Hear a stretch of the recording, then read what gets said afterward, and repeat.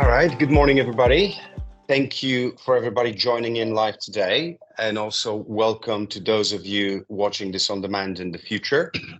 Hope the weather is nicer with you than it is with us today. We're gathered here to have a look at the first workshop in a series organized and funded by the UK government as part of the UK-APAC Tech Growth Programme.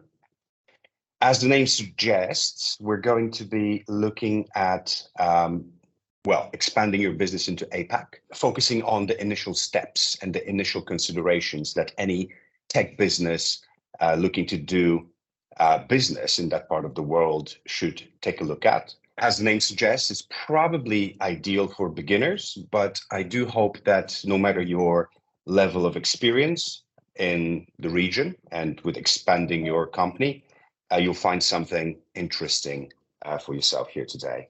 So let's first take a quick look at the agenda and what to expect today. So I'm going to do a very quick introduction just to set the stage.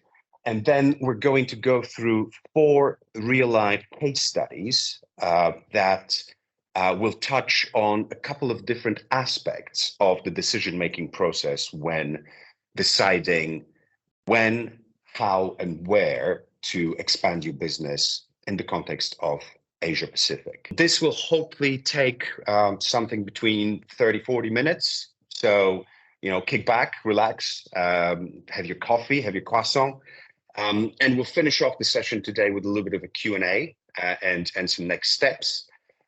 In terms of the Q&A, you should have access to a Q&A section on your screen within the interface of the webinar. So if you have any questions, please post them there. Not in the chat, because we might miss that, but if you post that in the Q&A section, we should be able to get to that towards the end.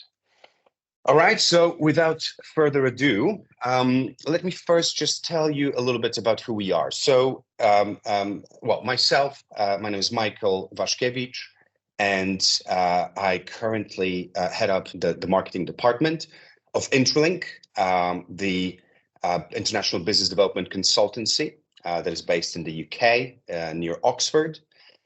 We've been around as a company, as a business for 33 years, going on 34 now. As you can see from this slide here, we kind of find ourselves in between the Western innovator group of companies or stakeholders.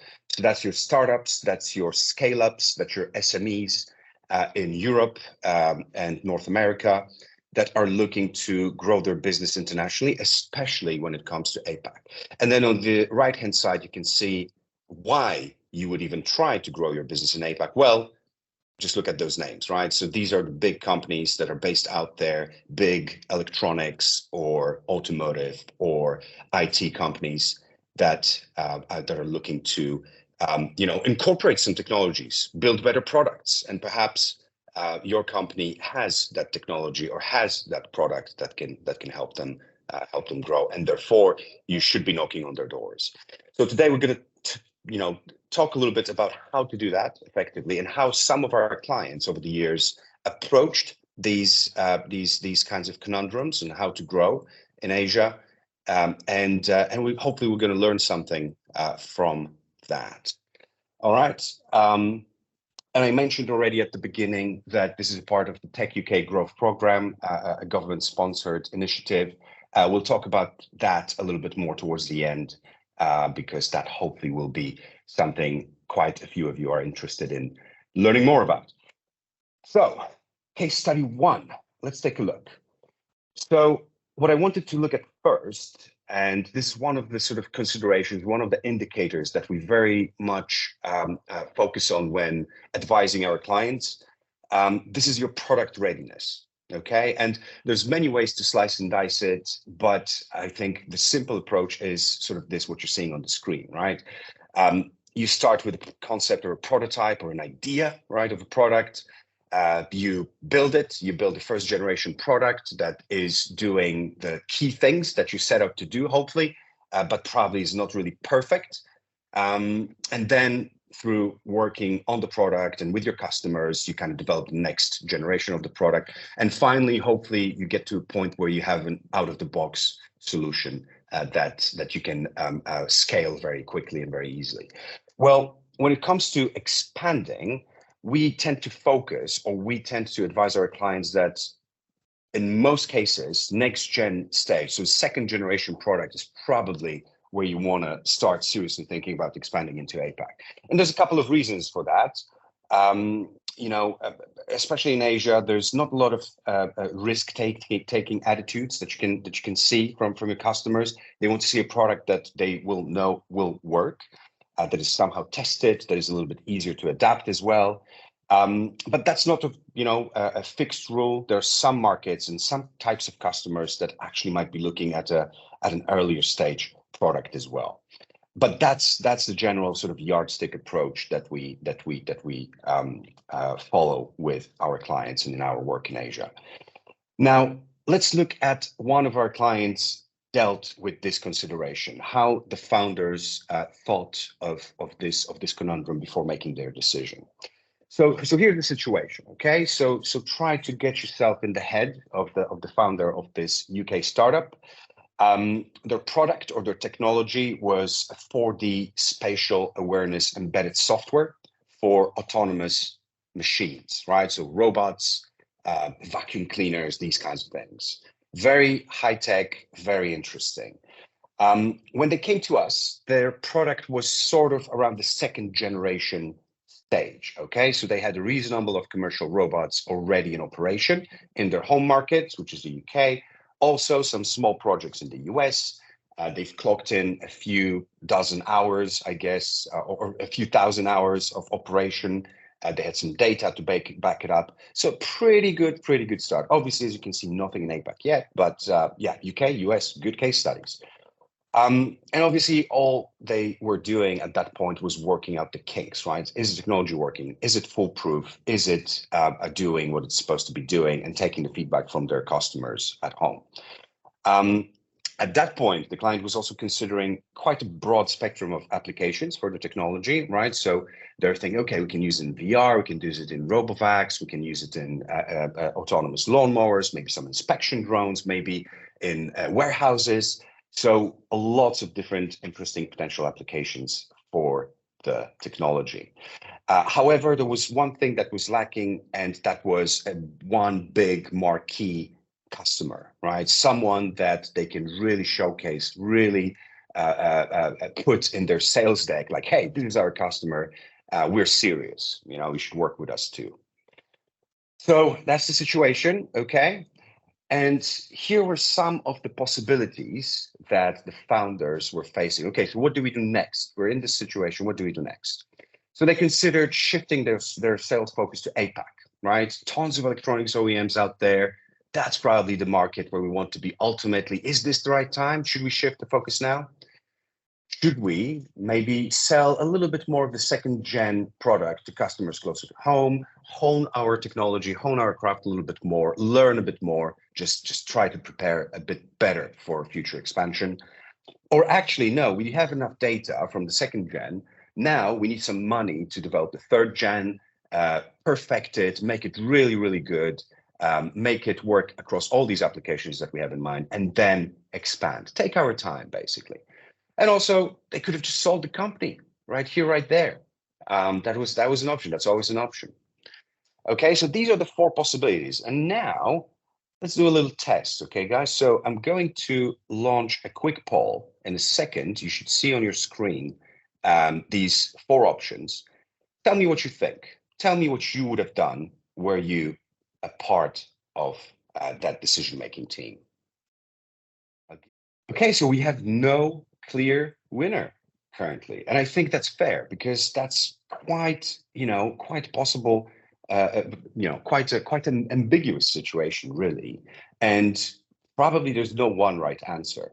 But let me show you what the client actually did. All right, so what they did is they decided to take it slow, take it easy.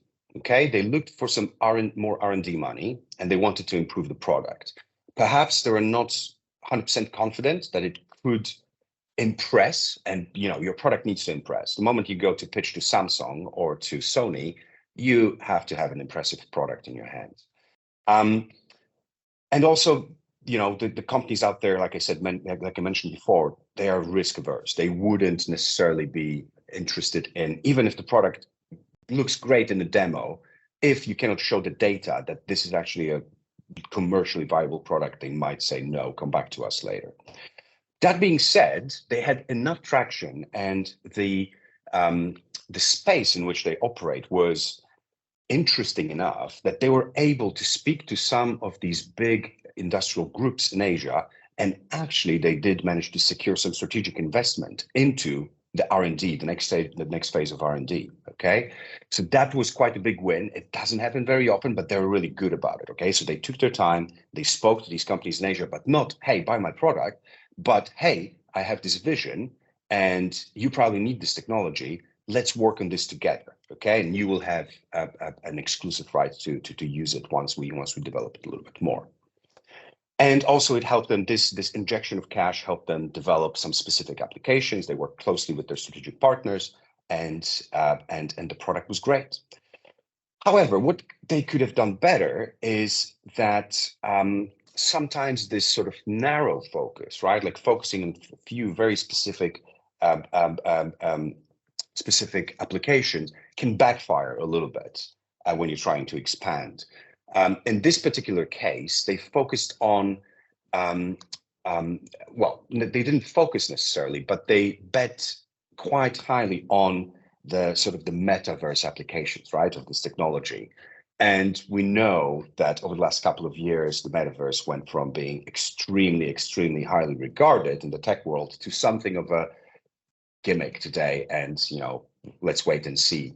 There's not that, maybe except for Meta, nobody is really investing that much. So all these applications, all this work that went into developing the product for this application kind of went a little bit to waste. Whereas if they talk to more customers across a broader spectrum of applications, they could have heard from the customers directly that actually, you know what? Yeah, we're going to wait out the metaverse application, and we're actually going to focus on something that we can develop and market a little bit more quickly. Okay, so now you get the pace of these case studies. I'm going to try to be a little bit quicker with the next one, but here's how we're going to do that, right? I'm going to give you the situation. I'm going to give you some options. You're going to place a vote, and then we're going to see what really happened. We have 3 more to go. Of course, you will have some questions along the way. So just a reminder, please use the Q&A section. We'll try to get to them towards the end. Yeah, hope you're warmed up. So here we go. Next one. Now, the second aspect that I want to focus on a little bit, the previous one, a reminder, was the product readiness. Okay. Now let's talk a little bit about market suitability. And again, business schools out there have different approaches to that. There are different ways to analyze it. This is a basics workshop, so let's focus on the basics, okay? So these are some of the market considerations or market suitability considerations that we urge our clients to look at very closely and consider and try to build a picture of each of the markets that they sense are probably good for them. But so just to give you a couple of examples, right? On top, you have government support. So is the government in the market that you're targeting supporting this industry or this technology? And this can be a good thing or it can be a bad thing, right? It could be that, no, the government is pushing for it. So there's lots of opportunities and I should go there and I should be one of the players in the market. But actually, it could also mean sometimes that, no, the government is, yeah, it's promoting this technology, but it wants to elevate the local industry and it's favoring the local players, right? So your competitors. So you actually will have a tougher time. Is there a need, right? So moving forward, is there a need? So, so let's take Japan as an instance. Japan is famously a very quickly aging society, right? So that's a big societal problem. And with that, there's a lot of technology fields that are trying to solve those problems, right? There's medical devices, there's digital healthcare, there's sustainability tech, and so on. So if you find a market where there's this clear societal need, for example, and your technology is somewhere there, offers a part of the solution to it, oh, that's a plus, right? Then we go competition, right? Is there competition locally? Are your global competitors already in the market? What's the timing, right? Is this the good time? Are we early? Are we late? And what's the macroeconomic situation, right? Like what's going on in politics, what's going on in the world or in the region in general. All these things, they feed off of each other. You need to be able to look into those things, analyze them, and make your best guess whether this market is right for you or not. So with that backdrop in mind, let's look at the next situation. Okay, so we had another UK scale-up. When we use the word, by the way, when you use the word scale up internally, I mean, there's lots of different definitions. But for us, a scale up is just a mature startup, right? So if we use the metric from the previous case study, product readiness, I think they're easily on the next gen stage, okay, with their product. They probably have a little bit more money in the bank, perhaps Series B funded or something like that. We'll get to it later, but you get the picture.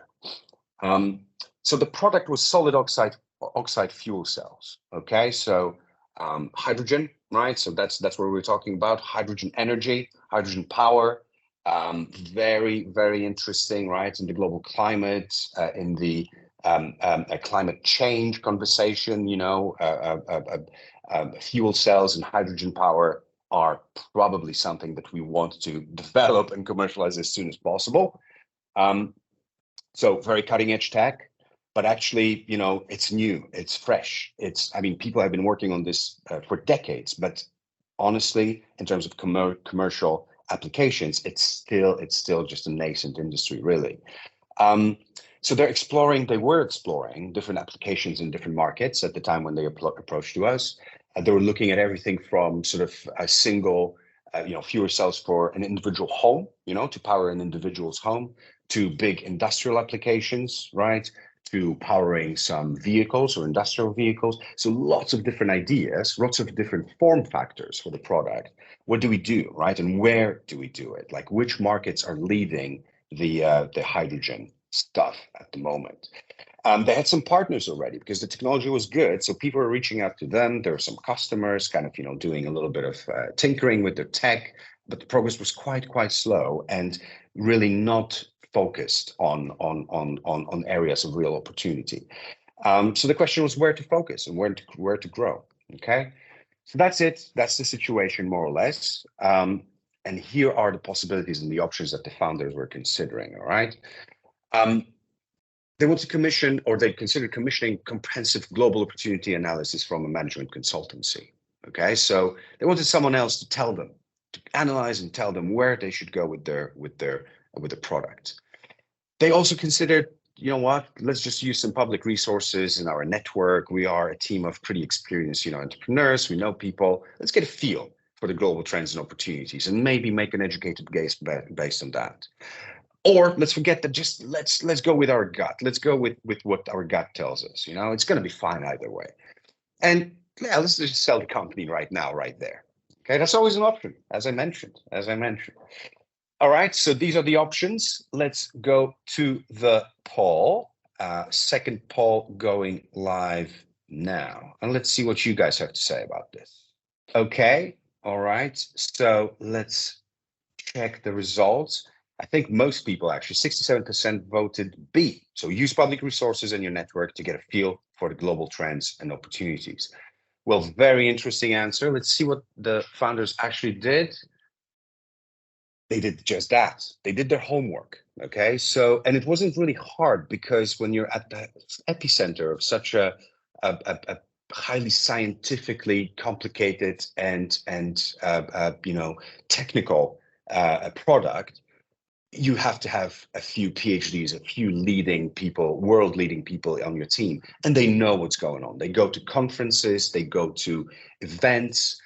They speak with other researchers, with other, CTOs around the world doing this kind of stuff, and they know what's going on. So use your network, use your people. And that's exactly what happened. The people on the ground, through going to these kinds of events, they heard rumors that Korea was actually about to announce a big shift, a Green New Deal. And a big part of that Green New Deal in Korea was hydrogen economy, a shift to a hydrogen economy. So betting really, really hard on that. And that basically confirmed what they already suspected, that Korea was probably one of the markets they wanted to focus on. So what they did afterwards was, okay, we have our answer. We think we're quite confident this is the right answer. Let's be proactive. Let's put some people on the ground in Korea. Let's hire a local team who understands the market. Let's appoint a local team. Let's be proactive. Let's start knocking on doors. And look, it didn't happen overnight, but they did, in fact, because of the right market and the right timing, they did manage to land almost a 60 million pound deal with one of the large industrial groups in that region. So that was amazing. And we were there with them along the way from beginning till the end. Very rewarding stuff. What they could have done better? Not much, honestly. I think they were really a pleasure to work with. Very smart team, very measured, and very, very patient in their approach. I put it here in parentheses, be patient, but I think you'll see as we keep going through these that patience is actually one of the most important things when trying to grow your business in APAC. Okay, all right, let's move on to number 3, case study 3, financial readiness. Okay, so we've covered your product readiness, we've covered your market suitability, and now let's move on to financial readiness. And that's, I think, quite obvious, okay? Again, there's many different ways to look at how ready a young tech company is from the financial perspective. But for us, actually, we think that this is the sweet spot, right? Generally, Series B is probably a little bit more favorable in terms of doing like a fully fledged expansion in APAC, because Series B, like we discussed briefly earlier, Series B or later scale-ups, they already are mature enough to be able to handle the requirements of an expansion campaign in Asia. That being said, Series A is also very often a good moment to start your expansion. Okay, and we'll get to that actually in the next case study. I'll explain a little bit more why. Seeds, we've had some clients on the seed stage that actually were relatively ready to do this, and we've helped them do a good amount of work in Asia when it comes to expansion, but that's a rarity. Okay, so if you're at the seed stage currently or you're pre-Series A, I think it's great to start considering these things and start looking, at APAC as a possible market for expansion in 2 years or 3 years or something like that. But more often than not, you're simply not ready. Sorry. And there's just a few reasons for that. The tech sales cycles in the tech field are just long. Okay, so you need money to fuel this sales cycle. You're going to have to go through many stages, from evaluations and POCs to tough negotiations to post-sale customer support, etc., etc. All this requires money. And also, when you're Series A, Series B plus funded startup, some of that money is probably earmarked to grow your BD and sales team internationally. That's kind of the norm. But quite a lot of the companies that we come across, they maybe not forget, but they perhaps don't pay enough attention to the fact that if BD and sales are doing their job, you're going to be getting leads and you're going to be getting projects to focus on. So if you don't keep up on the product and R&D side internally, and you don't continue hiring engineers and field application engineers and people like that, you might be left behind. So money, very important. I don't think I'm breaking ground here by saying that. All right, so let's look at the situation. So it was a UK scale up again, right? It was on the healthcare side, so digital healthcare, a software suite for hospitals and GPs. Very interesting stuff. That was actually quite well market tested in the UK and the NHS. That's actually a pretty impressive thing, even if you go to Asia with your product. Having worked with the NHS is usually a pretty good thing to say, and pretty impressive. It's not going to win you the deal, but it's a plus. So they were actually quite advanced at this point. They generated revenues. They were already generating revenues They've added some more money into the bank from investors. So really good situation financially. They actually already also determined that Japan and Taiwan were the key target markets, right? So that was pretty good guess and not a lot of actually further guesswork necessary when expanding. But now how to get the customers, right? Like what is the actual process or procedure to now, use all this, all these assets that you've accumulated to get those customers in APAC. So possibilities, let's have a look. So they first considered setting up a representative office or representative offices in priority markets, appointing sales teams, and just going out and getting the customers like that. Good old-fashioned, sales team in the market. Also, what they considered was actually, let's set up a hub in APAC, possibly in Singapore, because it's kind of, what a lot of people do. Let's appoint a local VP APAC who kind of knows the region, and he'll just, or then they will just run it from there, right? And it's their responsibility.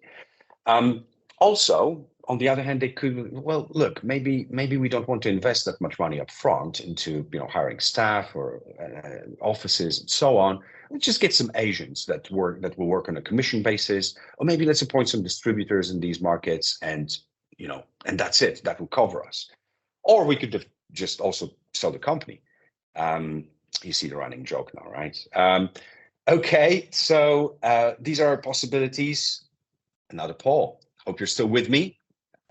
Poll number 3 launching now, and let's see what you think in this situation, right? Okay, so we have split down the middle between B and C, right? So between a hub in Singapore and commission agents. Well, let's look. Interesting, very interesting, guys. I think that's it's quite interesting. What was the actual outcome? What did the client do? They set up representative offices and appointed sales teams. Okay, so option A was what the client actually did. There's a bit of a twist here, and I'll explain in a second, because they didn't open their own offices. They used, well, without beating around the bush, they used us. They used our company as the representative offices. Okay, they basically outsourced the sales operation to someone else. And not because they didn't want to open their own offices, they wanted to, but they weren't quite ready. They weren't quite ready to take the plunge. As I said, they researched the markets really well, and they thought that there were going to be opportunities, but being fairly certain and being 100% certain, there's a big difference between those two states of mind. Okay, so they choose this cost-effective solution to appoint an outsourced team that knows the space, knows the language, knows the customers already, go out and do it. How is it different from an agent, you might ask? Well, the difference is kind of subtle. Agent is commission based, and they probably handle a dozen other clients. They're not getting paid month by month just on commission. They're a little bit more opportunistic. Okay, they sometimes don't really disclose that there is that some of the clients that they represent are actually internally competing as well. So they might go to a GP or to a hospital in Japan and say like, hey, do you want this solution? No, we don't. All right, how about this solution, right? So there's a little bit of a, for some people, having an agent works wonders if you get the right one. But this client chose something a little bit more methodical, a little bit more tested, and a little bit more transparent, which was outsourcing sales and BD. And also there's a big advantage from that, because if you have a good sales and BD team on the ground, they will help you inform your strategy in a much better way. Okay, they will tell you how you need to localize the product, how you need to perhaps think about changing your business model, the one that you're used to at home. They will feed it back because that's what the customers tell them, and that's what they know from their own experience. Okay. And then as a next step, once we've secured revenues on behalf of the client, once we got them a few first deals and established these local case studies, right? The client was then sure that, okay, this is the time where we can actually open our own office, hire our own people, and transition into a proper long-term presence. All right, what they could have done better? Actually, you know, it's a little bit tricky, but I think for some companies and in some sectors, actually what you voted for, which is the regional hub and hiring a VP APAC, is not a bad shout. It's actually quite a good way to consolidate your market, but a little bit later in the process, right? So the client decided to not centralize, but hire separate independent offices in each of the markets, Japan and Taiwan. But they also could have perhaps open in one central office and have a couple of speakers of the Japanese language and a couple of speakers of Chinese, you know, to market them from there. Anyway, that's just a conjecture. I don't know if this would have worked out better or not if they had done that, but let's leave it there. Okay, so we are at the last case study. We're 35 minutes, so we're doing a good time. I hope you're still with me. Take a sip of your coffee. I know it's a difficult study session. I might do that as well, actually. Hang on a second. All right, case study 4, the X factor. So for those of you who are listening carefully, I have mentioned earlier that, you know, these 3 big considerations, product readiness, market suitability, financial readiness, are really, really important, okay? If you base your decision on those 3 alone, you're probably going to be right in most situations, right? In most cases. But there is something like, sometimes there is something that can kind of override some of these slightly more negative outcomes of the previous considerations because of a special USP or because of great timing, or actually the product is really hot, or the market is really heating up, or, you know, actually your team is so experienced and they know how to do business so well that actually, despite the challenges that we're seeing, we can do this, right? Or it's highly strategic. So there are certain factors that should not be overlooked, and that can sort of ultimately change your decision a little bit. You know, from let's not go to Asia yet to actually this is the right time to go to Asia, even though we will probably experience some challenges. All right, so let's look at the X factor. It's very hard to define, but hopefully from this situation you will see what I mean. So it was a UK startup, so quite still early, right? Under 50 people, so not huge. They're getting there, but not a big company by any means. They're out of Cambridge University, so it was a university spin-out, and quite a few famous, you know, professors were, you know, advisors and all that. It's quite good to have that, you know, if you can. Their technology was a very unique lithium-ion battery material. Okay, so a special material that makes the existing lithium-ion batteries faster, cheaper, more reliable. So almost sounds like too good to be true, a holy grail, right, of the battery tech. Lots of interesting applications, again, vehicles, obviously, but also industrial applications, drone, small tools, everything really could benefit from this technology. However, they were a little bit bootstrapped, okay? The product was not commercial yet, really.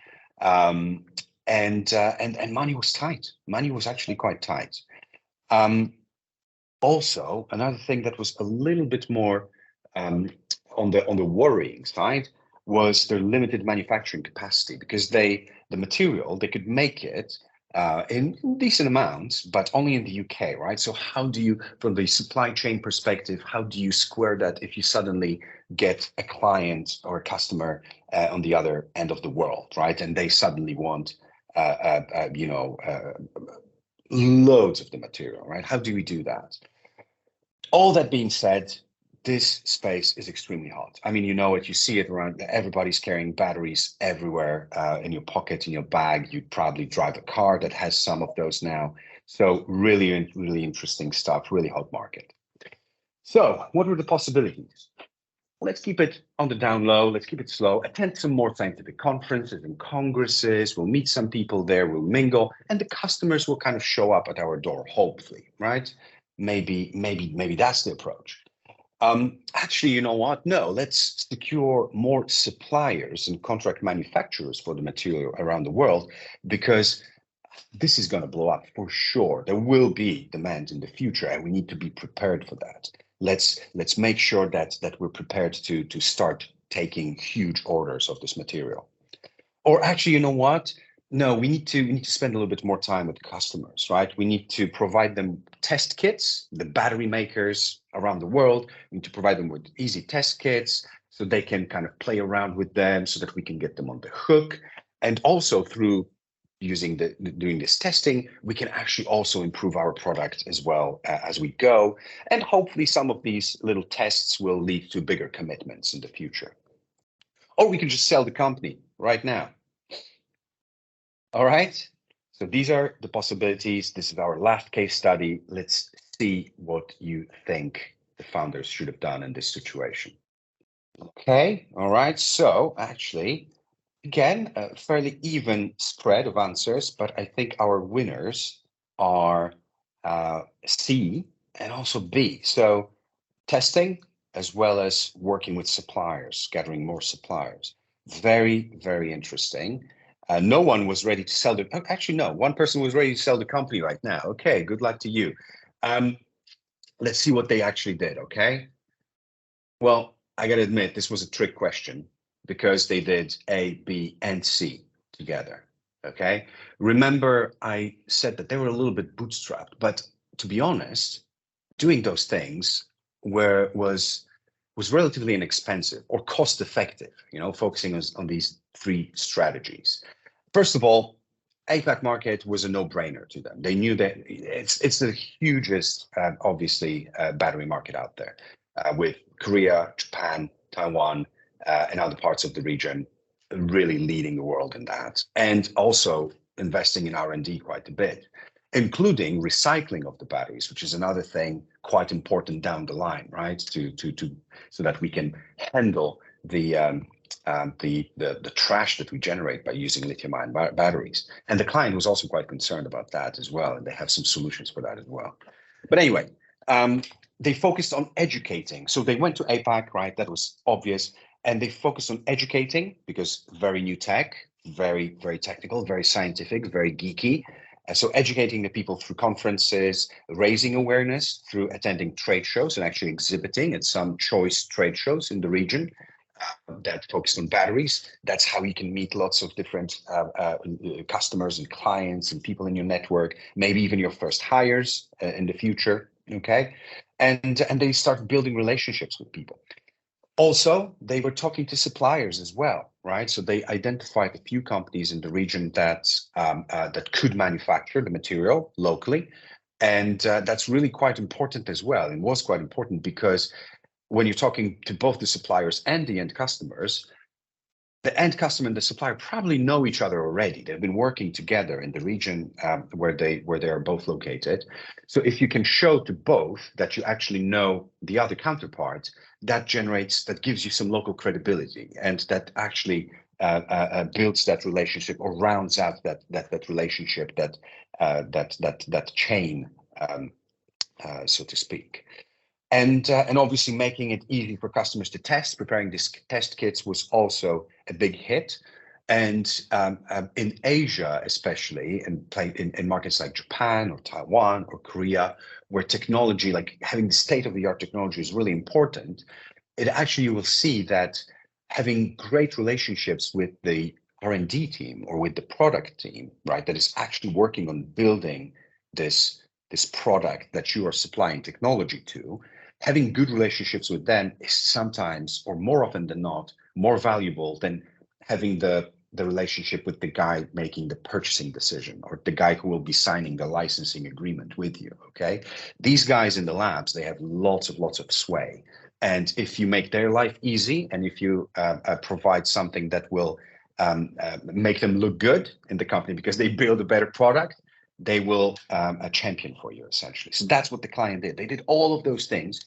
And as I said, if you do it right, this can be quite cost effective and the customer will come in the end.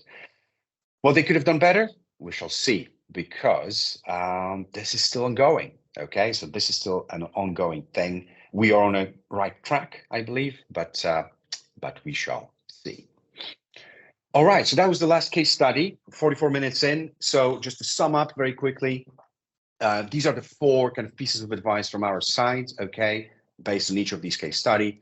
Don't go into APAC too early in your product development cycle, okay? Make sure that your product works before you go in there. Unless, like that client that we talked about, unless you think that you can convince some of the companies in APAC to become strategic investors, potentially. It's hard, but it can be done. Second, make sure to research your target market, okay? So look at the macro scale, the need, the competition, and all that stuff very, very carefully.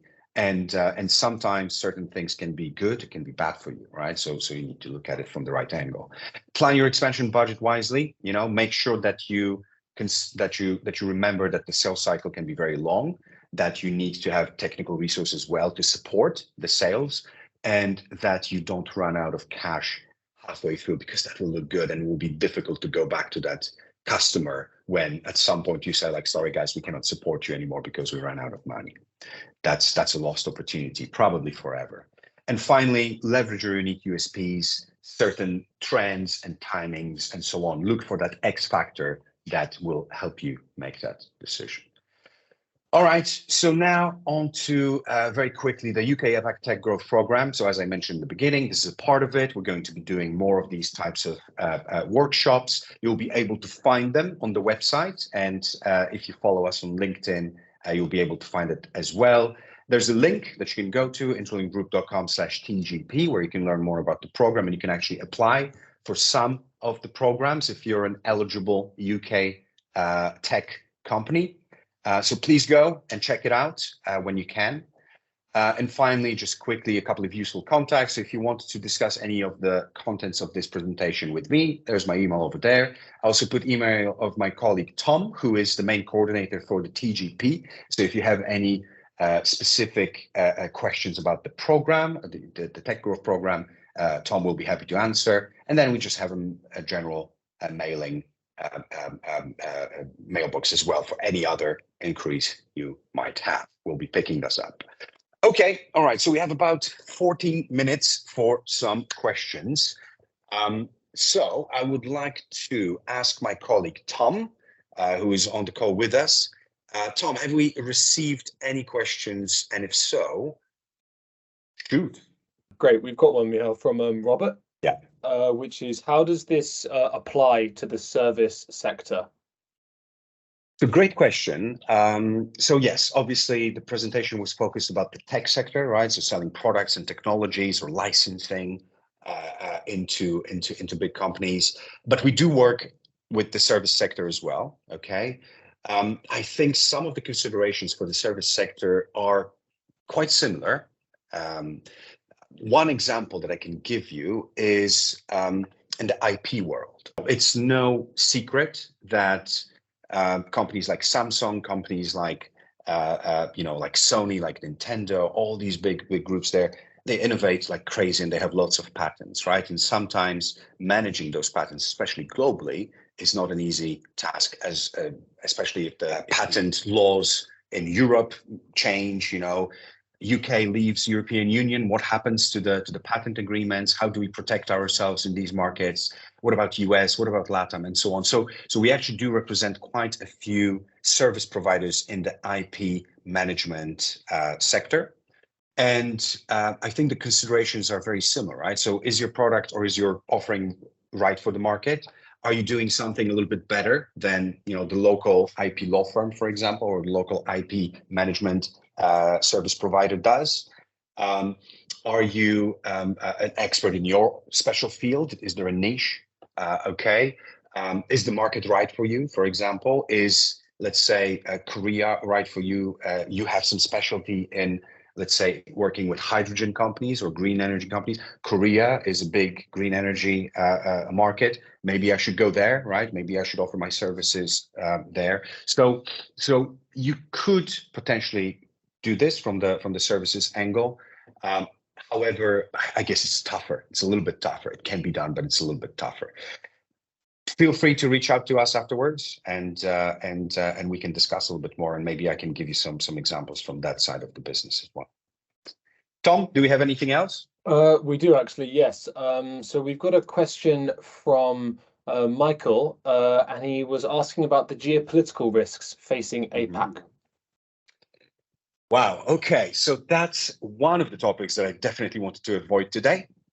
Geopolitics is definitely something that should be considered in your decision-making process, whether to go or not go into APAC. I think there are certain sectors that are more affected than others. We've all heard about, for example, about the semiconductor industry and how there are some tensions there. It has to be really on a case-by-case basis. Generally, the region as a whole, so APAC, and that for us is Japan, Korea, Taiwan, Singapore, Southeast Asia, Australia, and New Zealand.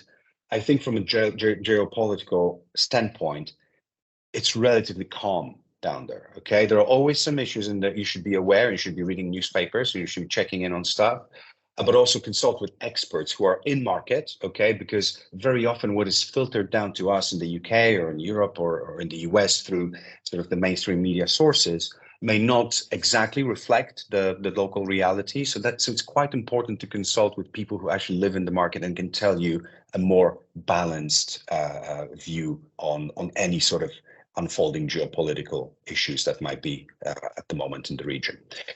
It's a really no answer, but hope it gives you a bit of a feel for what we think. Great. We've got another question here regarding patience, Michal. And how long did it take to land that £57 million deal? How long would you say? Wow, so that's a great question. So I think from basically point zero, meaning meeting the customer that they ended up signing a deal with for the first time, just kind of having a 30-minute catch-up, little presentation, elevator pitch, to the point where they signed the big paper, I think easily 2.5 years, okay? Something around that time, I think. And it took loads of people working on that, and took lots of milestones along the way that needed to be completed, from small-scale testing to very rigorous, laboratory work. The engineers from both sides had to spend some time at one site in Korea, doing some tests, working together, sometimes weeks on end. And then, the Korean engineers would go out to the UK headquarters and do the same. So it was quite a long process. Also, what didn't help was that generally the big corporations in Asia, and Korea especially, and I know what I'm talking about. I actually lived in Korea and worked in Korea for 10 years before moving to the UK. So they work generally quite slow. Okay, you're probably used to, when you talk to your customers in Europe or in the United States, you're used to kind of quick decision making. If someone likes your idea, okay, let's try. Whereas in Asia, it's a little bit more consensus based.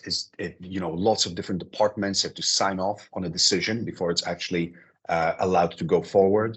So also working with the red tape or around the red tape is a little bit kind of can slow you down. But the good thing, if you're able to withstand that, and if you're able to work within the system like that, and is that at the end, the deal is surefire. Okay, you've spent so much time putting it together. It is done. It is ready. It is go. Also, because you've spent so much time working on that deal and getting to know so many people at different departments at this big customer, you now have a relationship, and the deal will go on and go on, right? So that was just the £57 million. It was something that we directly worked on with the client. After that, the client, decided to take a next step. So they opened their own operation in the region. They hired their own people. We kind of passed the torch, and this relationship just keeps on giving, right? So it's been a few years now since we parted ways with that client, but the relationship keeps on giving and growing. So it's really worth it. But it takes time. It takes patience. That being said, just quickly to round it off, we have seen deals that we've managed to broker for our clients in Asia that went on much more quickly, because the need was there, the budget was there, the timing was good, the product was really good and needed minimum, tinkering and tweaking. The client was not too greedy, so to speak. Okay, so they were able to work with the customer to get a good deal that everybody was happy with. And if all these things kind of collide together, you can actually, it is possible to get a big, substantial deal with an Asian customer in 3-4 months. Okay, Tom, anything else? Last one, I suppose. Yes. So moving from patients onto travel, how much travel is required to win deals in Korea or Japan? That's an excellent question. So in the old days, if you are a VP sales for a tech company, for tech startups, you're probably on the plane all the time, right? I would imagine if you are working on a really big deal with a really big customer, let's keep using the name Samsung. I hope they don't get upset. But if you're trying to sell into Samsung, they will be quite demanding, right? So chances are that you will have to travel 3-4 times, maybe more.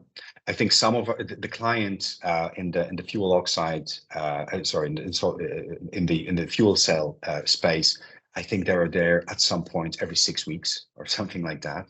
But that's not sustainable. Okay, I think that if you can avoid, and actually, the pandemic was a bit of a blessing in disguise, because the customers out there in Asia and Korea and Japan, they got a little bit more used to conducting business remotely.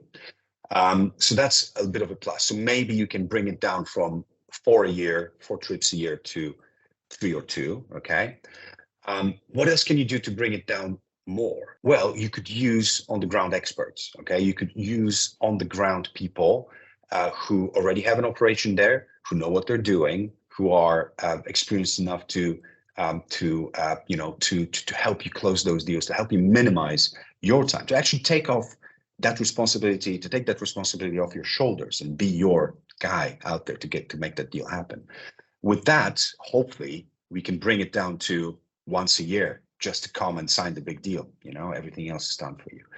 So that would be my ideal scenario. But I think still, honestly speaking, and objectively speaking, probably once a quarter, once the opportunity is there, once you have a real, tangible, validated opportunity with a prospect in Asia, probably visiting them once a quarter, or them visiting you interchangeably, is kind of the common thing that we see. All right, Tom, maybe we have time for one more very quick one. Just a question regarding the Tech Growth Programme in general. What are the costs of getting support from the Tech Growth Programme? Okay, all right. So costs range from free, like today. Okay, so it just required an hour of your time. But there are certain programs where we get a little bit more nitty and gritty, and we actually do some proactive work where there is a little bit of a skin in the game that we would like to see from participating startups and scale-ups. Tom is the expert, so I think ideally you would direct these kinds of questions at Tom afterwards. Also, the website that we showed, let me just flick back to that. Okay, so intralinkgroup.com/TGP. You can read about all the different versions of the program there and see what's right for you. But because it's part subsidized by the government, okay, the program, it's really reasonable. Okay, it's not going to break the bank for you, hopefully. So let's leave it at that. Please go in and check for more information. We will make ourselves available. I hope you enjoyed today. We welcome any feedback. So find us, leave us feedback. And also this will be available as a recording if you want to rewatch, if you want to perhaps focus on one of the sections that we discussed today a little bit later, hopefully end of this week or next week. And please watch out on our channels and on the website for the next event in the series, which hopefully is going to be in the beginning of November. More info on that very soon. All right, guys, thank you so much for your attention today again, and hope you enjoy the rest of your day. All the best.